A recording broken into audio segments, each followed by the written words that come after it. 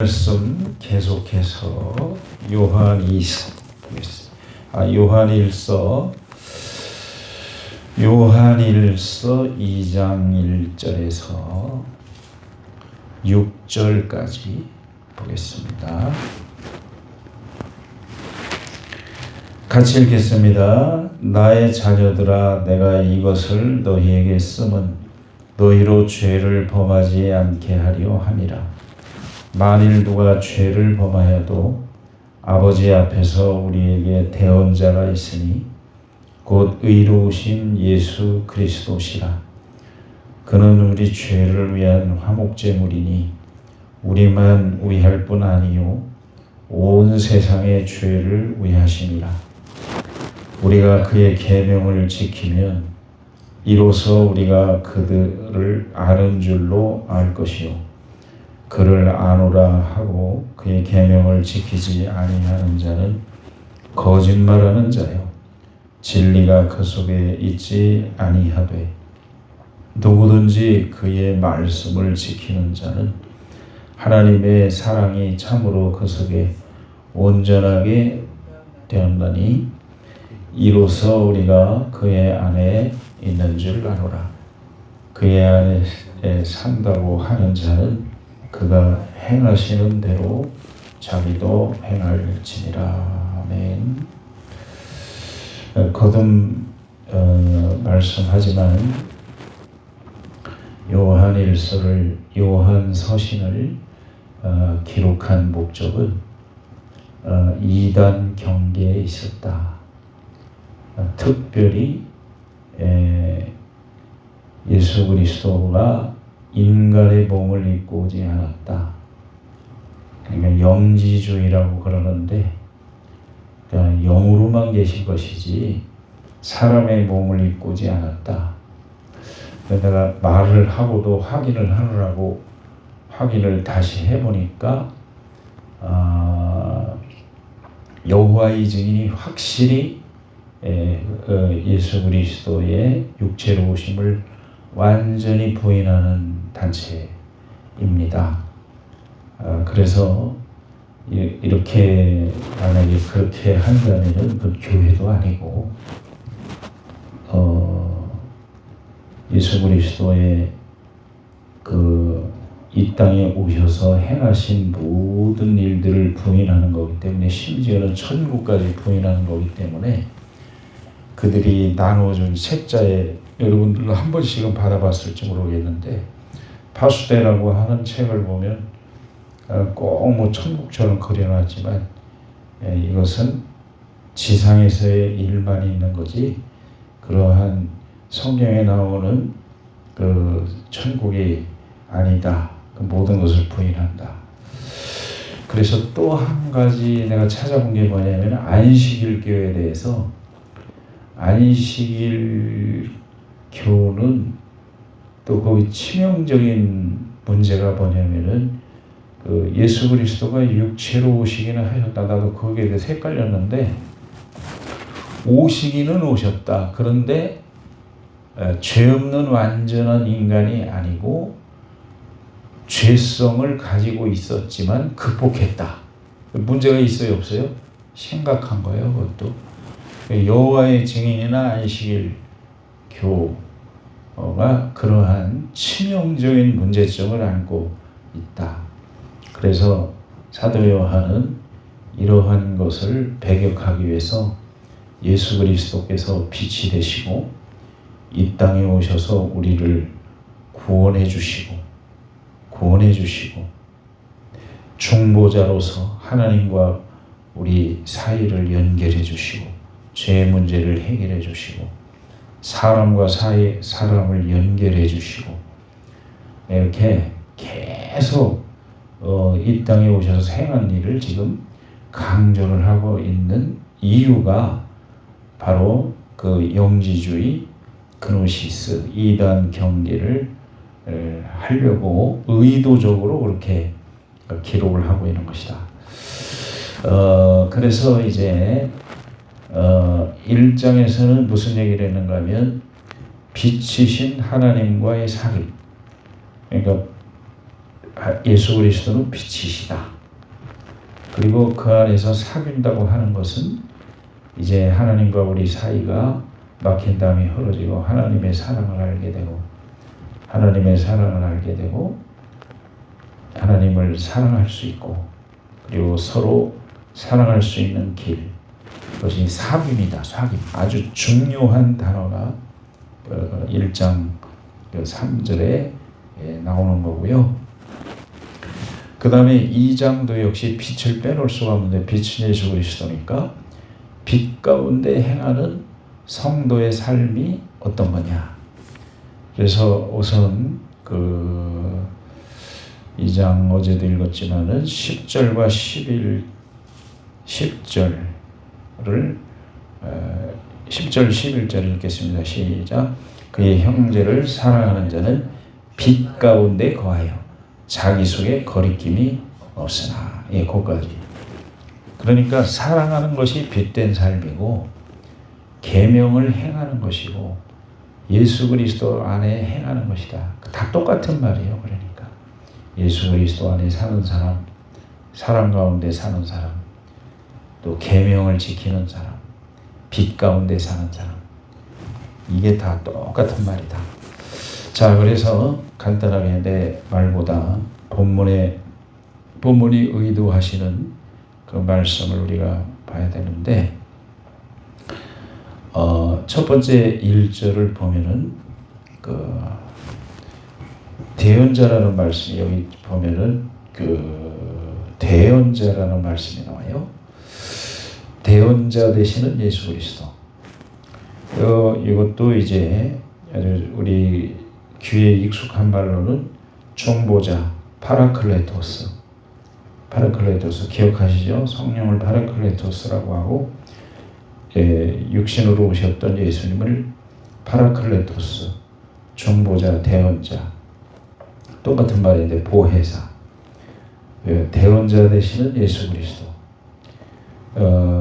그래서 예수님께서 성도들의 죄를 무엇을 중보하시느냐, 무엇을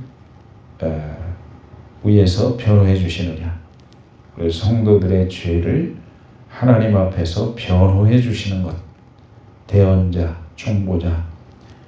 그게 왜 그런가 하면은 성삼위께서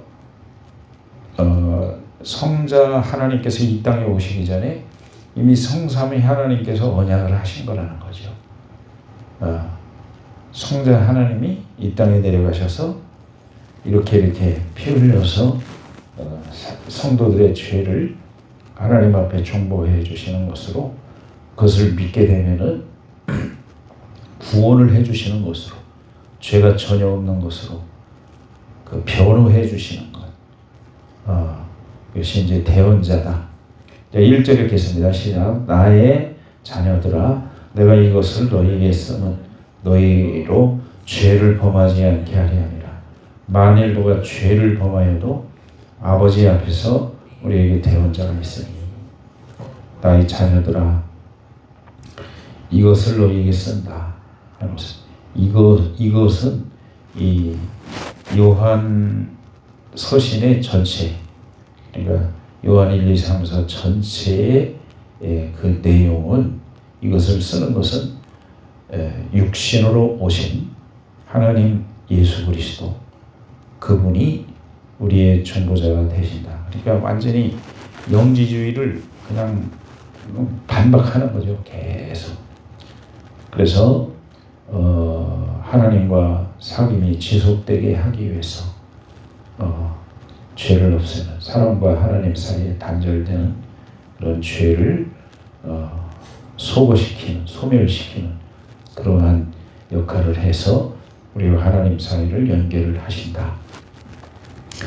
그러면 우리가 여기서 조금 보혜사 성령과 보혜사 예수 그리스도를 우리가 조금 분별해서 생각해야 될 게 뭐냐면은, 여기서 예수 그리스도가 죄를 중보하시는데, 파라클레토스 예수는, 중보자로서의 예수는 하나님과 그 사람 사이를 중복하시는 육체로 오신 예수 그리스도 이해를 하시겠죠? 그리고 성령 파라클레토스는 한번 같이 합시다. 이 지상에서 예수 그리스도를 중보하시는 분. 예, 그러니까 예수님이 하신 말씀 우리가 생각해야 되는데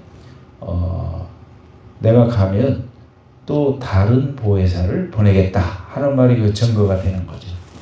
예수 그리스도도 파라클레토스고 보혜사고 또 성령 하나님도 파라클레토스로서 그러한 역할을 하신다. 그런데 이것도 역시 영지주의를 적극적으로 계속 반박하는 거예요. 한 구절 한 구절이다. 자, 그래서 1절을 이제 지나가고 그 다음에 이제 2절은 이제 화목제물을 내시는 예수 그리스도인데 화목제물 한번 같이 합시다. 화목제물 내시는 그리스도. 예, 이게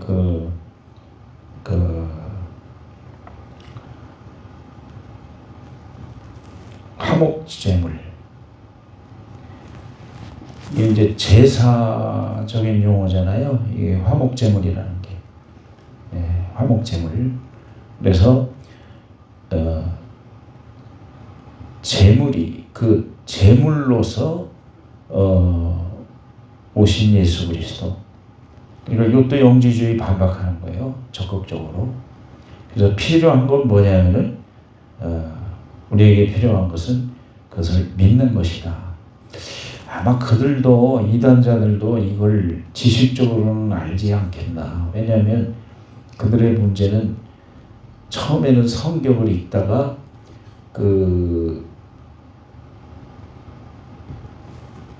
안식일과 엘렌 G 화이트인가요? 주교 교주가 화이트. 문제가 뭐냐면은 이단이라는 게 처음에는 같고 끝이 다르다는 얘기잖아요. 그래서 세월이 지나면서 그러니까 교회도 이제 위험한 게 여러 가지가 있어요.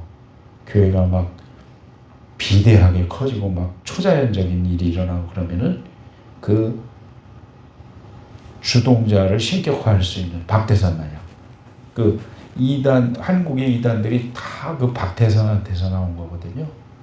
처음에는 성경으로 했다가 그러니까 지금 안식일교나 여호와의 증인도 똑같아요.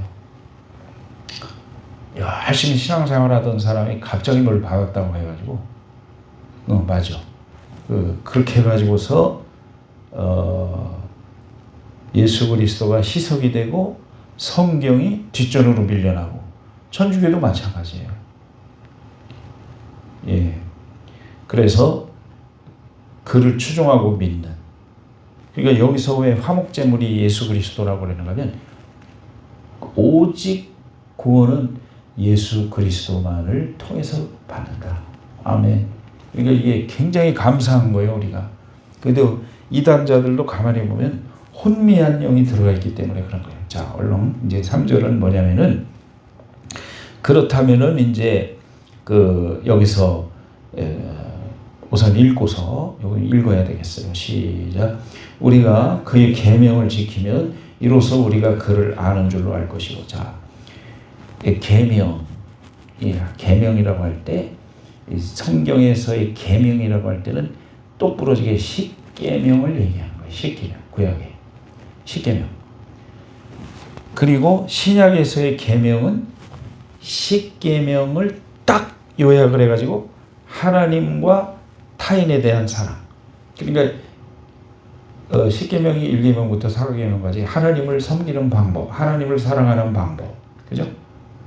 그 다음에 5계명부터 부모 공경부터 시작해가지고 세상 욕심을 탐내지 않는 것. 그러니까 하나님과 타인에 대한 사랑.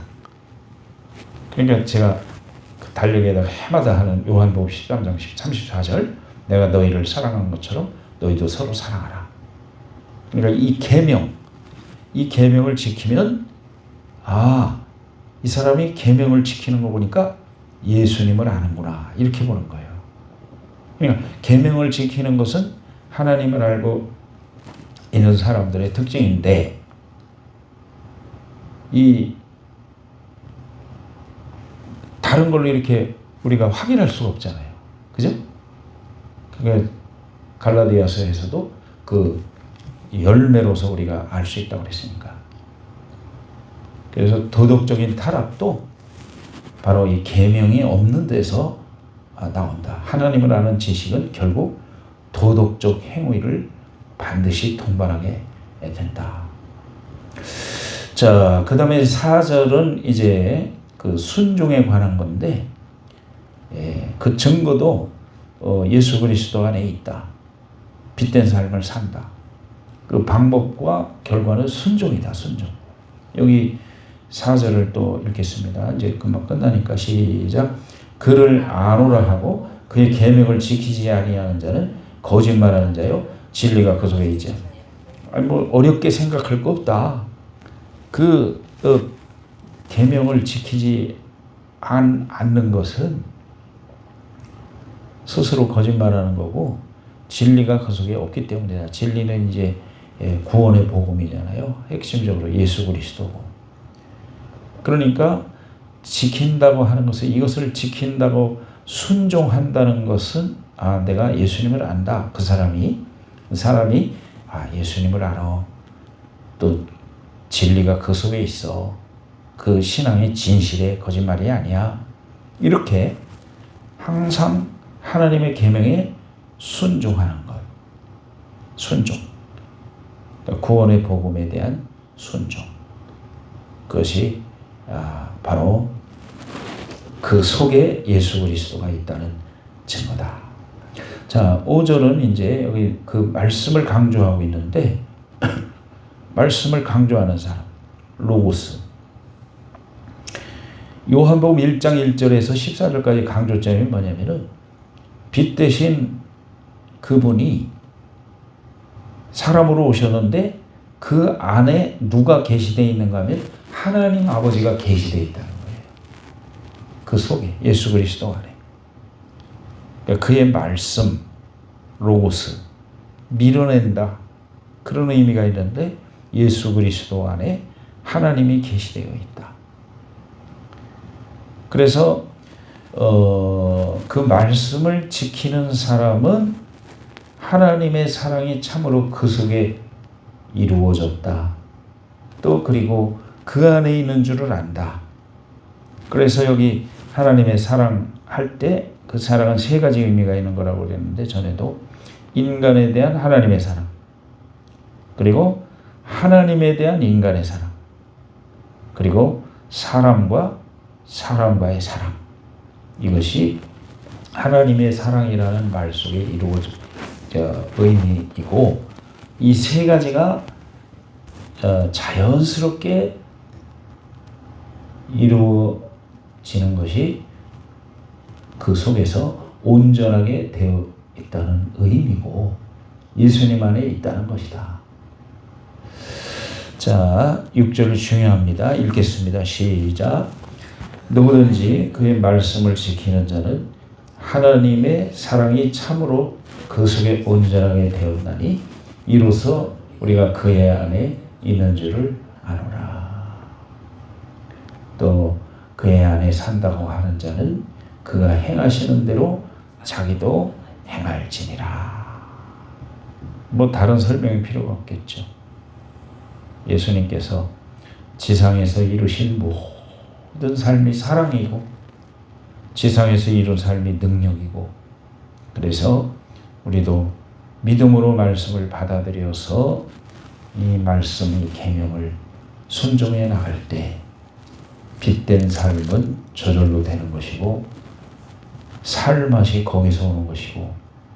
자, 또 어제 마냥 읽고 마치겠습니다. 3장 14절을 읽고 마치겠습니다. 오늘도 여러분 잘 훈련을 하시기 바랍니다. 무덤 속에 살지 말고 살만나게 사시는 여러분이 되시기를 바랍니다. 3장 14절 시작.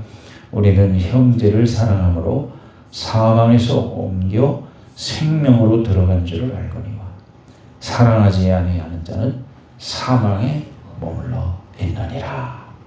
오늘 하루도 생명 속에 살만나는 훈련을 잘 하시기를 주님의 이름으로 축복합니다.